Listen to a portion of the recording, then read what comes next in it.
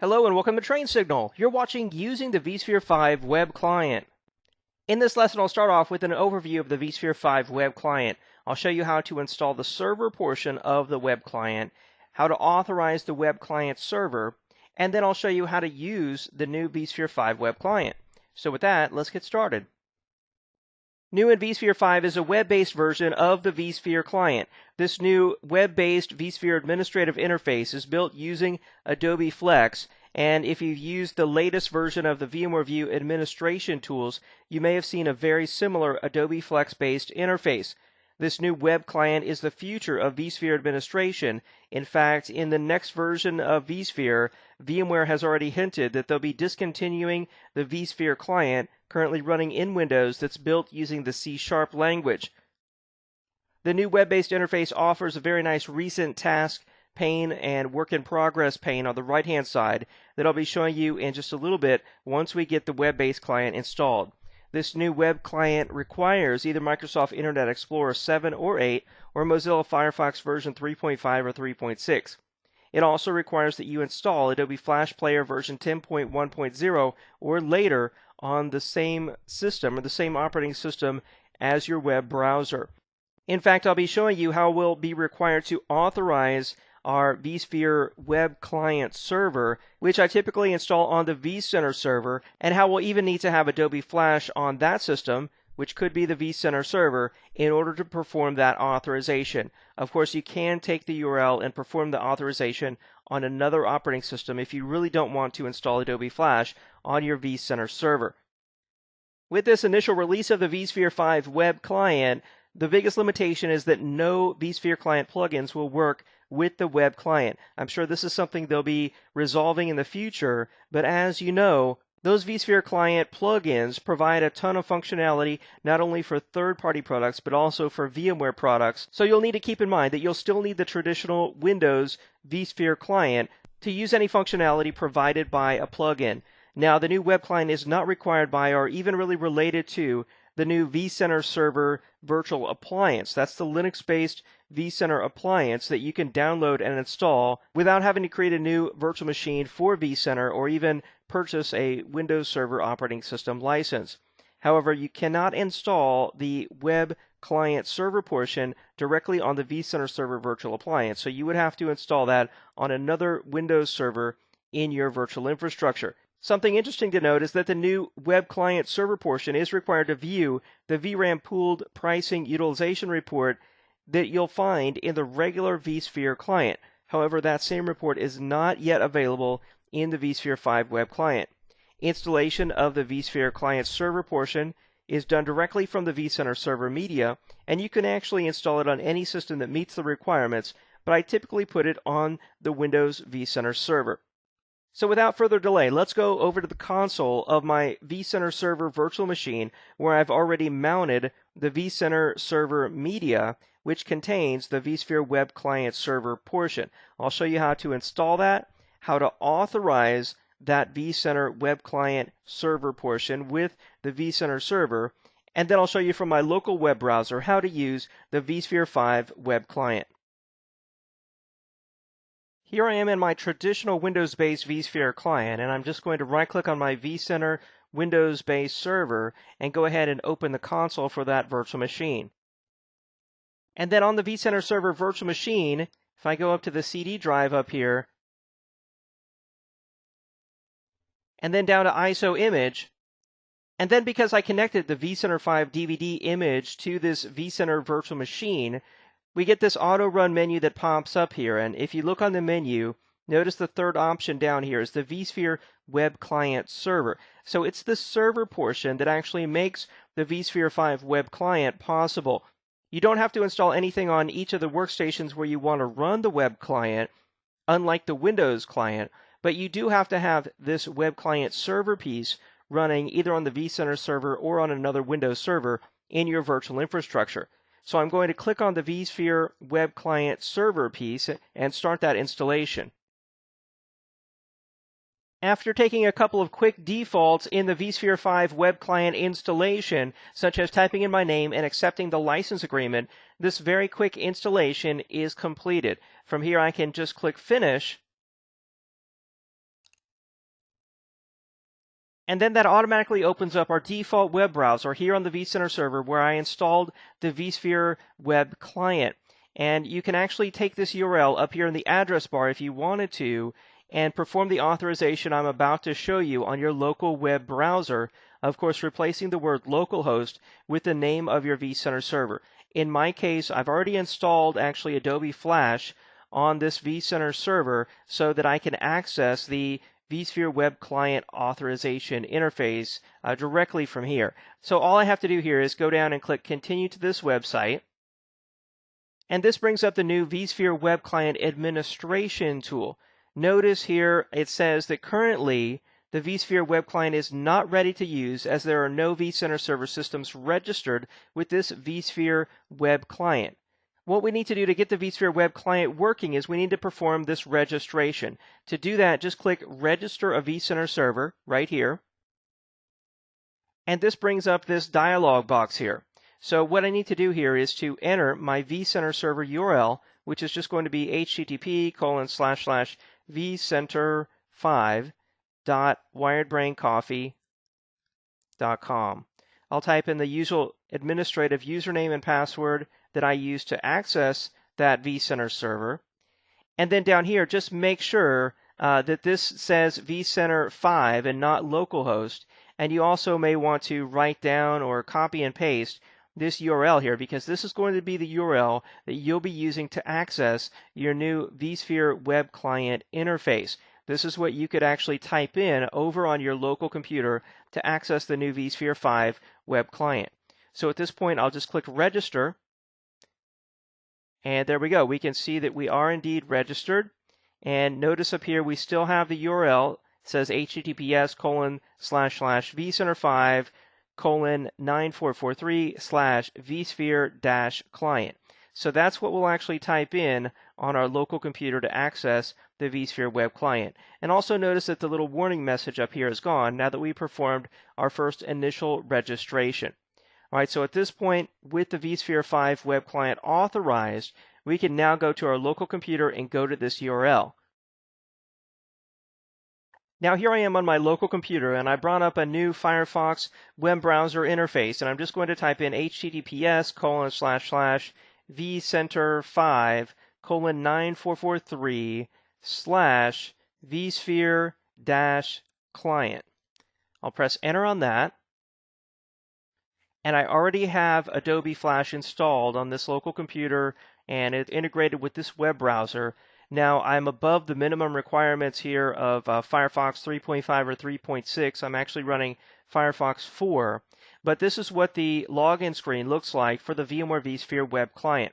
Notice the server URL right there. And then here's where we would type in our username and password, just like you would with a traditional Windows-based vSphere client. I'll press enter there to log in.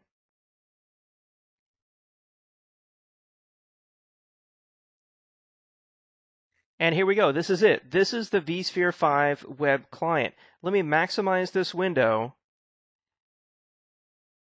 so we can go full screen and you can get the full effect here. So first off, you'll notice that it looks very similar to the vSphere client over in Windows. On the left-hand side here, by default, you're in your vSphere hosts and clusters inventory. So I've got my vCenter server here at the top. I've got my data centers. Underneath that, I've got my HADRS cluster. And then in that cluster, of course, I've already added my ESXi servers and my virtual machines. So that part is very similar.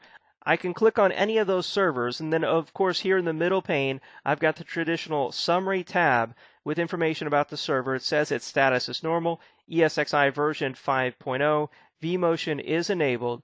We can scroll over here to the right and get information about the physical server hardware, CPU and memory utilization, networking, and storage information is all available right here from the Summary tab.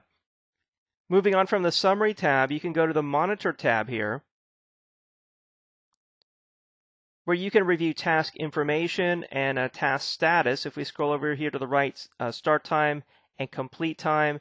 If I click on one of these tasks here, you see information about it down here in the bottom pane. I can also go to Events, where I can filter through events and I can even sort events by the type of event. There's info events all the way down to error events. You've got performance charts and alarms. Currently no alarms are triggered. Let's go into the virtual machine tab. Here you can see the status of your virtual machines. And you can even right-click on those virtual machines and then go in to power on those virtual machines, configure the virtual machines, migrate, convert, clone, rename, remove, or delete the virtual machines, or even take snapshots or bring up the snapshot manager. From here, let's go into the Networks tab. And here in the Networks tab, you can see status about different virtual networks running on that ESXi server. If we go into Storage, you can see information about the different data stores that this host can access. And I can even right-click on those data stores and register a virtual machine from the data store or create a brand new virtual machine on that data store. Up here on the top, you notice I can opt to create a new virtual machine, a new resource pool, a new vApp, and even perform configuration on the host, such as entering maintenance mode. If we go to a virtual machine in the virtual infrastructure, we get the same type of summary information that you would see in the Summary tab of the Windows-based vSphere client. Information about the state of the virtual machine, guest operating system, IP address, DNS server, VMware tools information, and then on the right-hand side here, information about the virtual hardware configured for that virtual machine. Back here to the left, I can even opt to launch the console for that virtual machine, which brings up a fully functional virtual machine console directly inside my web browser. Back here in the vSphere client, notice on the left-hand side here, besides the Hosts and Clusters tab, I've also got virtual machines and templates, I've got data stores, as well as networking. All the traditional inventory areas are represented here on the left-hand side. I can also choose to collapse or expand that left side of the screen if I want to give me extra real estate in the vSphere web client. On the right-hand side of the screen here, I really like this recent task drop-down, the work in progress, and the alarm information. Of course, I can choose to collapse or expand this as well. Notice when I collapse it, how I've got little notes here that represent each of the different tasks, work in progress, or alarms. So if I do collapse it, I can still see if new work in progress, tasks, or alarms appear on the right-hand side. Speaking of the work in progress, let me show you how that works. Let's say that I decide to perform a configuration edit on this OpenFiler virtual machine. I'll click on the virtual machine, and then I'll go up here to the configuration drop-down. I'll go into Edit Settings. I can go down to New Device, and then let's say that I add a new CD/DVD drive. I'll click Add there. We can see the new device has been added, but I haven't yet clicked OK. And let's say, someone walked in and they have a question for me. I need to check the status of a virtual machine for them. But I'm in the middle of this configuration. I'm not sure if this is how I want to leave it. What I can do is I can go up here and I can click on this Minimize and Finish this work later. So all I have to do is click that right double arrow, and then notice this new entry here in the Work in Progress window. So I've got this work in progress, but now I can go over and I can check on the status of another virtual machine. Maybe I need to power off that virtual machine or restart it, launch the console, whatever it might be. Then later I can come back and I can click on my work in progress here. And there we go. That brings up the window I was in before. I can click OK. And now I've just created a new task. Notice the task is reconfiguring the virtual machine. It completed very quickly, and then we can see we've got a check mark there that shows us that that reconfiguration task was successful. So that's how the work in progress window works. I think it's a really cool feature, and it's something that the traditional Windows-based vSphere client didn't offer. Now, besides configuring hosts, virtual machines, templates, storage, and networking from this view, notice this little drop-down menu up here. If I click on this down arrow, notice I can go into vCenter Management, Search, Monitoring, or System Administration. If I go into System Administration and click on Plugin Management, notice that I do have a plugin on this list, so I can actually view the plugins that are installed with my vCenter server. Unfortunately, I cannot install new plugins and use those with the vSphere 5 web-based client. Like I said earlier, that's the biggest limitation that I see with this new web-based client. And I'm sure that that's something they'll be resolving in future releases.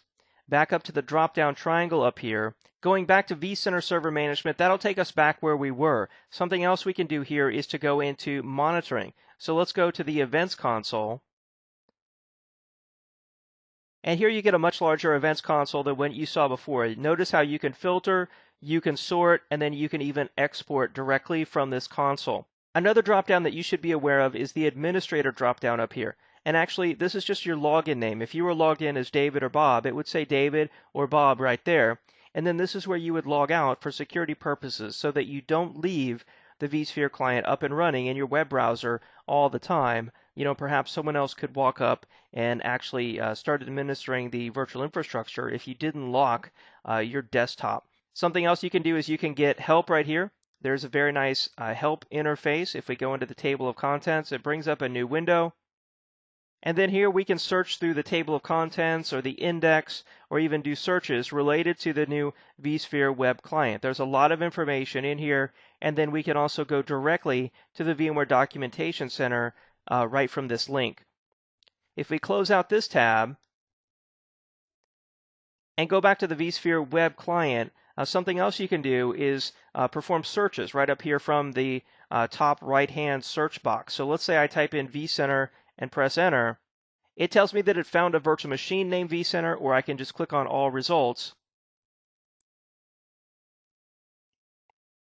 And it shows me all the results that it found that contain the word vCenter. I can even go here and I can perform advanced searches, just like I can do over in the Windows-based vSphere client.